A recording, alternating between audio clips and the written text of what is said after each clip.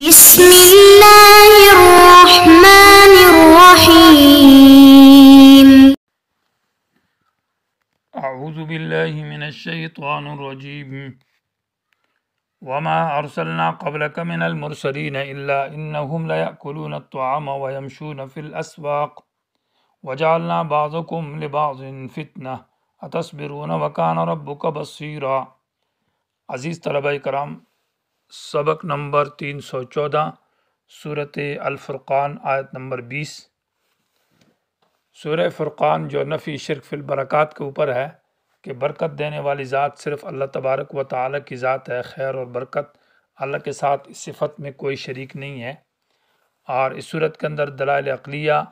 اور زجر تھا انکار قرآن کے اوپر مشرکین کے لیے، اور جو ان لوگوں پر زجر جو رسول پر اعتراض کرتے ہیں اور شبہات کرتے ہیں۔ ان اعتراضات میں سے ایک اعتراض یہ تھا کہ یہ رسول بشر ہے اور بشری صفات رکھتا ہے،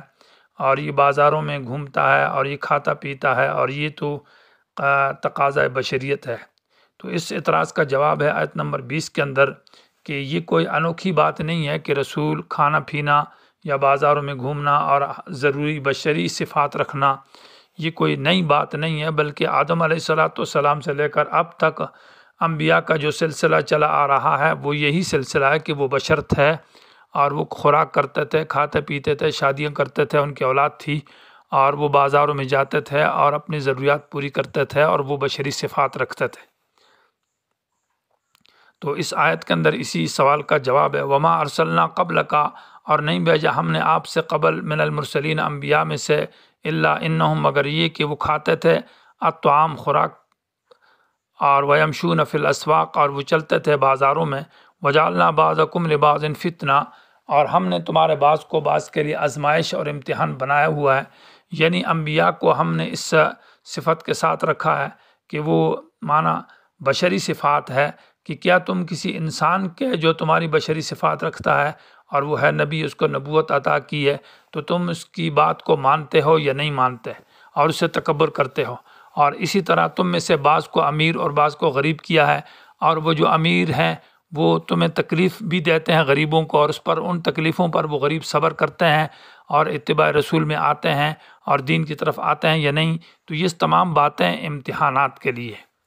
وجعلنا بعضکم لبعض فتنہ اور تمہارے بعض کو بعض کے لیے آزمائش کا ذریعہ بنایا ہے، ایک کو دوسرے کا دشمن، اور وہ جو غریب ہیں وہ نبی کے متبع ہے۔ اتصبرون کیا تم صبر کرتے ہو ان باتوں کے اوپر، وکان ربک بصیرا اور تیرا رب خوب دیکھنے والا ہے، امیروں کو بھی دیکھتا ہے، غریبوں کو بھی، کافروں کو بھی، مسلمانوں کو بھی۔ یہ سب امتحان ہے، یہ دنیا دار الامتحان ہے۔ وقال الذین لا یرجون سے پھر اعتراض ہے مشرکین کا کہ ہمارے پاس فرشتے کیوں نہیں آتے، اور خود فرشتے آ کر ہمیں یہ کہہ دیں کہ یہ رسول ہے اور اس کو یا اللہ کا پیغام ہے اور ہم اللہ کی طرف سے بھیجے ہوئے، یہ رسول کیوں آتا ہے؟ یا یہ کہ اللہ تعالی ہم سے براہ راست خود کلام کرے اور اللہ ہمیں بتائے کہ یہ میرا رسول ہے اور یہ میرا کلام ہے۔ وقال الذین کہا ان لوگوں نے، یا کہتے ہیں وہ لوگ، لا یرجون جو امید نہیں رکھتے، لقاءنا ہماری ملاقات کی، یعنی یہ اعتراضات تو ایسے لوگ کرتے ہیں جو آخرت پر ایمان نہیں ہے اور ہماری ملاقات کا عقیدہ اور یقین نہیں رکھتے۔ مقولہ لولا انزل علینا الملائکہ کہ ہم پر کیوں نہیں اتارے گئے فرشتے اور وہ آ کر ہم سے براہ راست بات کرتے اور بتاتے۔ او نرا ربنا یا ہم دیکھتے اپنے رب کو اور اللہ ہم سے ہم کلام ہوتا براہ راست۔ لقد استکبروا یہ ادخال الہی ہے۔ ان سوالات جو دو سوال ہیں ان کے جوابات بعد میں آ رہے ہیں۔ پہلا سوال کہ لولا انزل علینا الملائکہ ہم پر فرشتے کیوں نہیں آتے، تو اس سوال کا جواب ہے یوم یرون الملائکہ سے، اور دوسرے سوال کا جواب او نرا ربنا جو ہے کہ ہم سے اللہ تعالی ہم کلام ہو جائے، تو اس سوال کا جواب وقدمنا الی ما عملوا سے ہے۔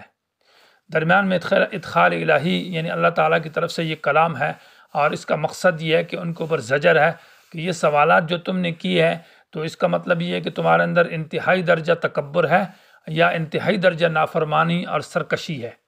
لقد استکبروا یقیناً ان لوگوں نے بڑا سمجھا اپنے آپ کو، فی نفسہم اپنے نفسوں کے اندر،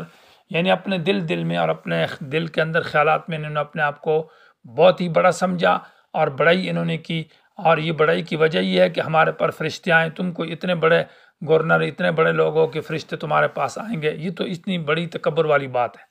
وَاتَوْا عُتُوًّا کبیرہ، اور دوسری بات کہ ہم سے اللہ تعالیٰ خود بات کرے، یہ نافرمانی اور سرکشی ہے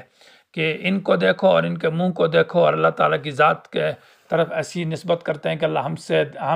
ہم سے خود بات کرے اور اللہ ہمیں اپنا دیدار نصیب کرے۔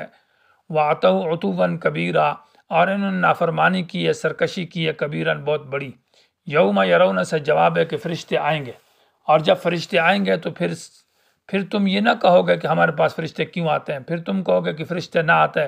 اور پھر تم پناہی مانگو گے، اور تمہارے لیے اس دن کوئی خوشی نہیں ہوگی۔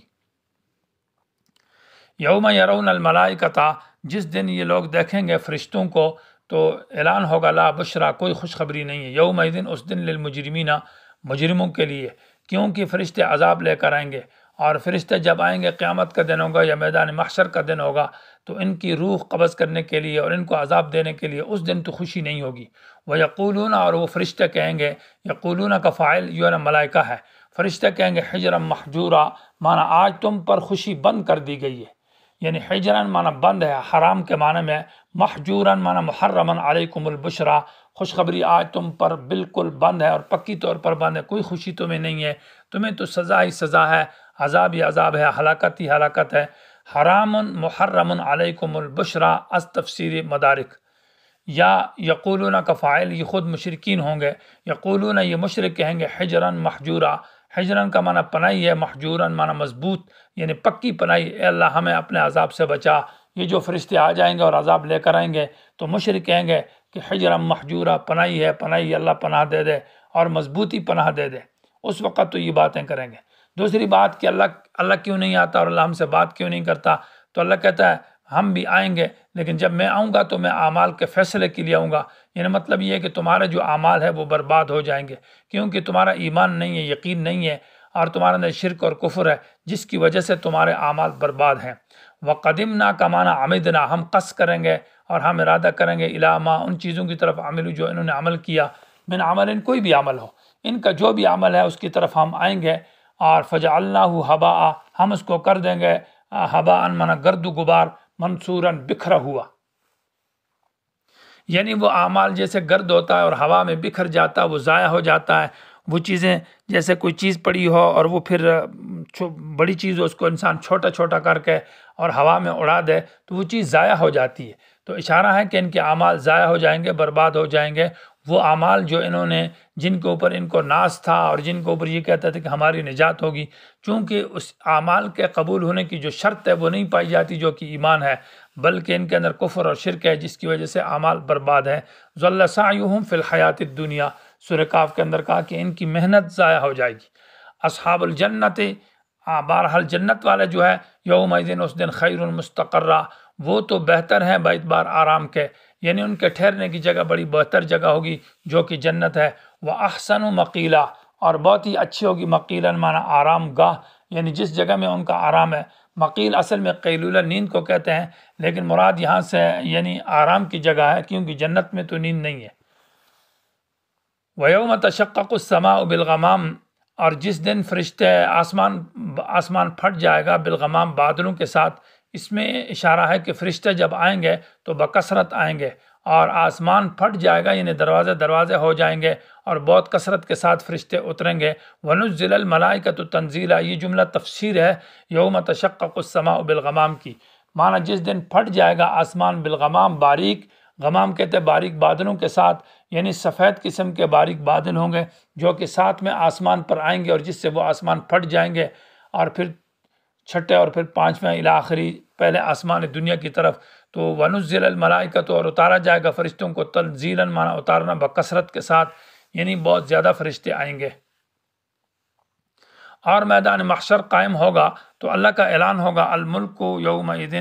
الحق للرحمن، الملک بمعنی اختیار اور بادشاہی جو ہے یومئذ، اس دن، الحق سچی بادشاہی، حقیقی بادشاہت، وللرحمن، ایک مہربان ذات کی ہوگی۔ رحمان اس لیے کہا ہے کہ مومنین کے لیے اللہ تعالیٰ بڑے مہربان ہوگا اس دن بھی۔ وَكَانَ يَوْمًا عَلَى الْكَافِرِينَ عَسِيرًا، اور وہ دن کافروں پر بڑا سخت ہوگا۔